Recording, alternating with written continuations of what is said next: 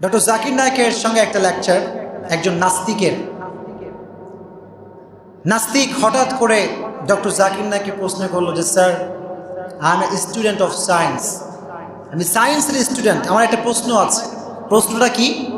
আমি সায়েন্স নিয়ে পড়াশোনা করি আর সায়েন্সের একটা বিলিফ হচ্ছে there is no god, there is because unseen is nothing. আল্লাহকে দেখি না তাই মানি না, বলেন নাউজুবিল্লাহ। তবে এই প্রশ্নের কিছু লজিক আছে, সায়েন্টিফিক ম্যাটার তো একটু ভালো করে বুঝবেন। শোনা যাবে ইনশাআল্লাহ? জোরে বলেন ইনশাআল্লাহ। সে বলল sir I have a special question for you. কোয়েশ্চেনটা কি? আমাদের সায়েন্সের যেই বিশ্বাস সেটা হচ্ছে রব বলতে পৃথিবীতে কেউ, কারণ হচ্ছে এই আনসিন ইজ নাথিং, যা দেখি না তাই বিশ্বাস করি না। আর একটা লজিক আছে, ভালো করে বুঝবেন। এখানে অনেক ছাত্ররা আছো, অনেক যুবকরা এখানে আছো। সায়েন্সের একটা রুলস হচ্ছে যে ম্যাটেরিয়ালস ছাড়া সায়েন্স কোনো বিষয়ে বিশ্বাস করতে পারে। যে কোনো বিষয়ে বিলিভ আনতে হলে, বিশ্বাস আনতে হলে ম্যাটেরিয়াল বেসিস লাগবে। অর্থাৎ কোনো একটা জিনিসকে আপনি বিশ্বাস করবেন, এটা সায়েন্স বস্তুতে বিশ্বাসী। সায়েন্স কিসে বিশ্বাসী? ফর এক্সাম্পল, আমার এই মোবাইলটা এটা একটা বস্তু, আমার এই আংটি এটা একটা বস্তু, আমার এই ওয়াচ ঘড়ি এটা একটা ম্যাটেরিয়ালস। সো ম্যাটেরিয়ালস ছাড়া কোনো বিষয়ে সায়েন্স বিশ্বাস করে, তাহলে তাদের কথা হচ্ছে ম্যাটেরিয়ালস থাকতে হবে। বস্তু থাকলে নয় বিশ্বাস করা যায়, বস্তু ছাড়া কোনো জিনিসে বিশ্বাস করা যায় না। তাহলে আল্লাহ তো ম্যাটেরিয়ালস নয়, আল্লাহ তো ম্যাটেরিয়ালস বেসিস নাই। So how can I believe on god? আমি আল্লাহকে কেমন করে বিশ্বাস করতে পারি? এটা হচ্ছে তার প্রশ্ন। এবং সে এত হার্ডলি এটা বলল যে ম্যাটেরিয়ালস নাই মানে কোনো বস্তু পৃথিবীতে আর হতে পারে না। ডক্টর জাকির নায়েক আপনারা চেনেন না সবাই? নাস্তিকরা পারে ওনার সঙ্গে? ইসলামের সঙ্গে কেউ কখনো পেরে উঠতে পারে?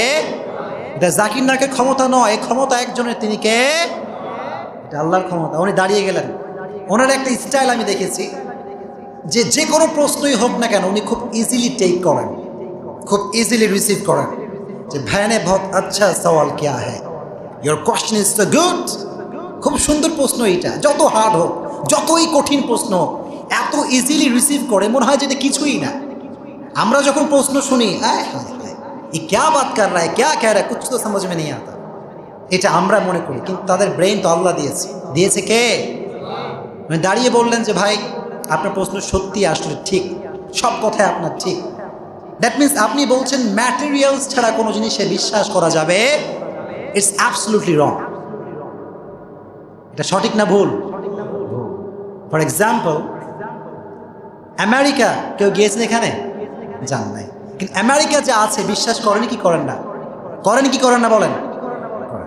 কেন করেন? এর একটা কারণ হচ্ছে সায়েন্সের প্রত্যেকটা বিষয়ে ম্যাটেরিয়ালসের প্রয়োজন আসলে নাই, এটা মিথ্যা কথা। কারণ সায়েন্স অনেক বিষয় ম্যাটেরিয়ালস বেসিস ছাড়া প্রমাণ করেছে। ফর এক্সাম্পল, কোনো বিষয় যদি মানুষ লজিকলি প্রমাণ করতে পারে, সেক্ষেত্রে ম্যাটেরিয়ালস বেসিস কিংবা বস্তুর কোনো প্রয়োজন আর হতে পারে। আমেরিকা আমি দেখি নাই, কিন্তু লজিকলি ইউটিউবের মাধ্যমে, ফেসবুকের মাধ্যমে আমি জানি যে আমেরিকা বলতে একটা দেশ আছে না নাই? যেরকম আছে না নাই? বিকজ এটা ম্যাটেরিয়ালস নয়, এটা লজিকলি প্রুভ করা হয়েছে। তাহলে আমি বিশ্বাস করি কি করি না? সায়েন্স অনেক অনেক বিষয় আমি পড়েছি যেগুলো সায়েন্সরা ম্যাটেরিয়ালসদের প্রমাণ করে নাই, তারা লজিকলি প্রুভ করেছে। ফর এক্সাম্পল, পৃথিবীর সবচাইতে কাছের যেই তারা, এটা নাম হচ্ছে প্রক্সিমা সেন্ট্রাই।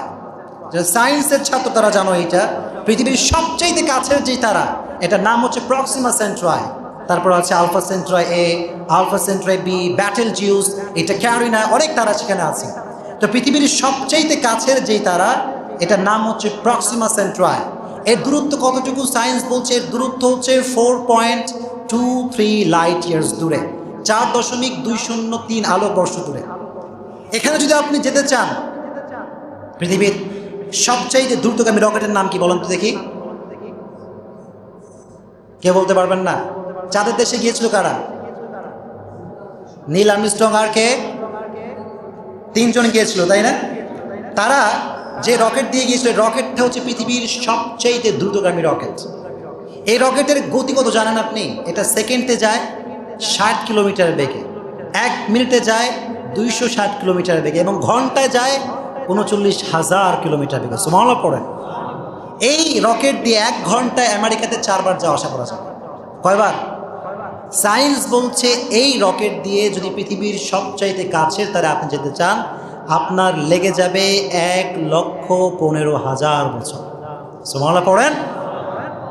আচ্ছা বলেন, 1,15,000 বছর দিয়ে আমাকে সময় দেওয়া হয়, যা বড় লোক আছে আপনাকে সময় দেওয়া হলো চাঁদের দেশ থেকে ঘুরে আসেন।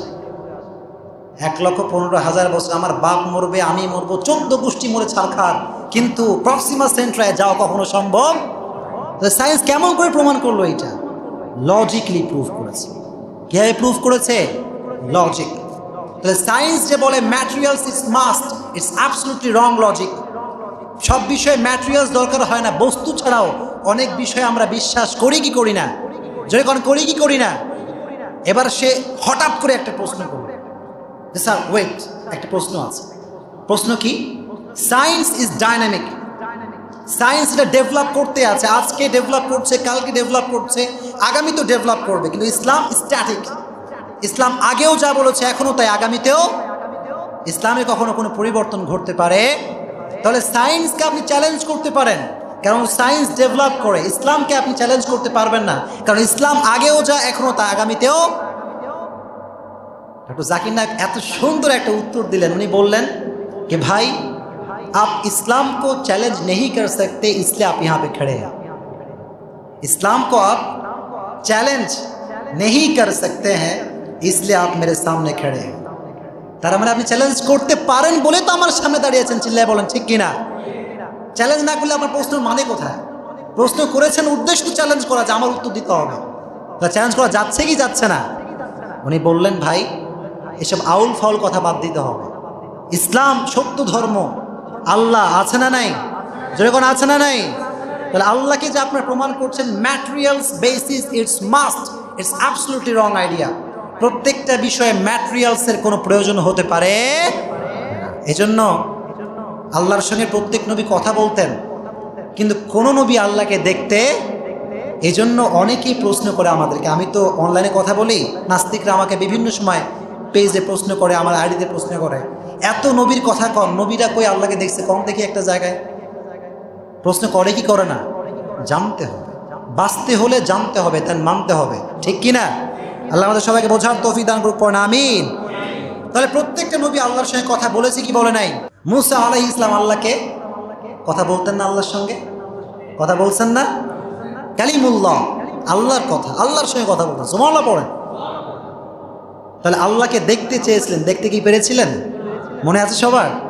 আল্লাহকে দেখা যায়